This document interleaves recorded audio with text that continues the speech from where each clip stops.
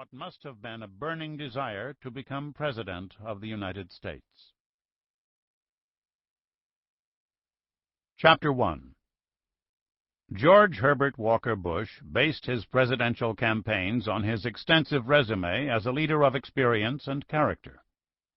Like Dwight D. Eisenhower before him, Bush, as was pointed out by the historian Michael Beschloss, did not offer himself as a proponent of certain issues or of a definite ideology or of any particular policy, such as, say, helping most Americans achieve affordable health care. In a long pre-presidential political career, Bush often used family and political connections to accumulate the experience that supposedly qualified him for the White House. Despite an almost sacrificial devotion to the Republican Party, he sometimes exhibited chameleon-like changes of coloration within its spectrum of opinion, and never overcame the suspicions of its most conservative elements.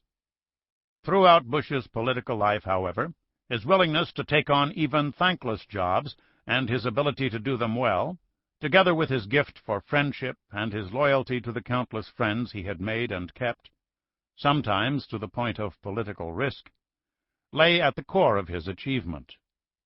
George Bush, the public man, was preeminently the product of family, friendship, his sense of loyalty, his capacity for service, and the patronage of 3 presidents. Bush's patrician background, combined with his propensity for verbal stumbles, once, when recalling being shot down over the Pacific during World War II, he concluded, "Let me tell you, that'll make you start to think about the separation of church and state," earned him from Governor Ann Richards of Texas in 1992 the stinging remark that he had been born with a silver foot in his mouth.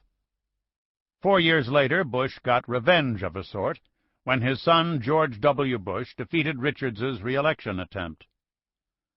But the foot was silver indeed. Bush's father was Senator Prescott Bush, Republican of Connecticut, formerly president of Buckeye Steel Castings Company in Ohio, later a vice president of the New York brokerage firm Brown Brothers Harriman, a founder of the USO during World War II, a president of the U.S. Golf Association, and a frequent golfing companion of President Eisenhower. In 1921, Prescott Bush married Dorothy Walker, the daughter of George H. Walker, a wealthy businessman, sports enthusiast, and founder of the Walker Cup for golfers. Dorothy was a tennis champion herself and the favored daughter in a highly competitive family. As Mrs. Prescott Bush, she became the mother of 5 children, the second and favorite of whom, born January 12, 1924, was George Herbert Walker Bush, named for Dottie's hard-charging father. George Bush grew up steeped in sports in Greenwich, Connecticut, and spent most summers even more deeply immersed in sports, land and water, at grandfather George H. Walker's 176-acre estate on the seashore at Kennebunkport, Maine. Not unnaturally, therefore, grandson George H. W. Bush prepped at Andover, intending to follow his father to Yale.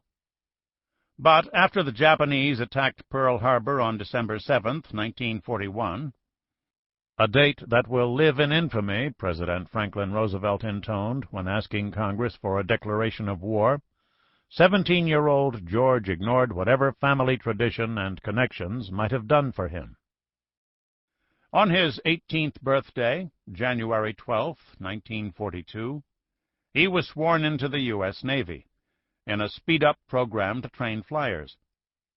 After earning his wings in less than a year, he became the youngest aviator in the Navy. More than 2 years later, on September 7, 1944, after Bush had flown numerous missions off the baby flat-top San Jacinto, his torpedo bomber took a solid hit while flying through heavy flak to attack the island of Chichijima. Bush dropped his bomb load to complete the mission, then kept the clumsy old Avenger briefly aloft, long enough to give the crew a chance to bail out. But one of them was trapped aboard.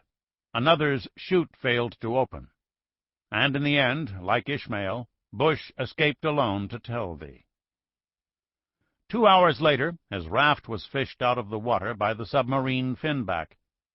Typically, he reports in a campaign biography, even aboard the Finback, I made friendships that have lasted a lifetime. Bush's war was not yet over. He rejoined his squadron in the Philippines for 3 more months of combat missions. He logged a total of 58 for the war, and finally, in December 1944, 3 years after Pearl Harbor, was sent home wearing the Distinguished Flying Cross. A few months later, soon after American A-bombs dropped on Hiroshima and Nagasaki ended the war in the summer of 1945, he was a civilian again. Demobilization meant much the same to George Bush as to millions of other young Americans who had fought and survived the good war. College on the GI Bill, in his case, Yale in September 1945, enjoying civilian life, and marriage. 2 weeks after his return to the States, Bush married an old girlfriend, Barbara Pierce. His downed plane had been named Barbara, in Rye, New York. Their union has lasted for 57 years and produced 6 children, one of whom, daughter Robin, died in 1953 at the age of 3, including 2 sons who became state governors, George Jr. of Texas, sworn in as the 43rd President of the United States in 2001, and Jeb of Florida.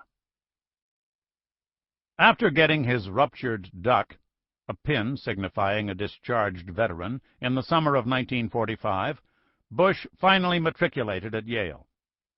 As might have been expected from his family heritage, he excelled in athletics. As captain and first baseman of the college baseball team that played for but lost the national title in 1947 and 1948, and was chosen for the exclusive social society Skull and Bones. He also did well in his studies, being elected to Phi Beta Kappa. He and Barbara could celebrate the birth of George Jr., their first child, in July 1946. They made some close and lasting friendships while living off campus in New Haven, and they seemed to have avoided the liberal activism that so frustrated George's fellow student, William F. Buckley, Jr. Bush then joined many another young World War II veteran as part of a significant post-war migration out of the cities into the suburbs, and from the old northern industrial belt into the south and west. At much the same time, thousands of blacks, superseded by the mechanical cotton-picking machine, were moving in the other direction, out of the sharecrop South into old industrial cities like Detroit, Chicago, and Baltimore. The major long-term results of these contra-migrations included changes in the nature of such cities, including the growth of black ghettos, and the gradual transformation of the old Solid South, a Democratic stronghold since Reconstruction following the Civil War, into first a two-party and ultimately a new Republican Solid South. After graduation from Yale, Bush decided not to apply for a Rhodes Scholarship on the strange grounds that his small family could not afford to live in England. Although he had $3,000 in savings from the Navy, a not inconsiderable sum in the 40s. If this meant that he did not want to call on Bush or Walker family wealth, neither did he turn easily to family business connections. After Procter & Gamble, the big soap company, turned him down, he declined an opportunity to work with his father, and the prominent Democrat Averell Harriman, at Brown Brothers Harriman. And he also rejected an offer from G.H. Walker & Company, his grandfather's private Wall Street banking firm. But enough was enough. Prescott Bush, a member of the board of directors of Dressen Industries, a Texas oil drilling supply company, then intervened.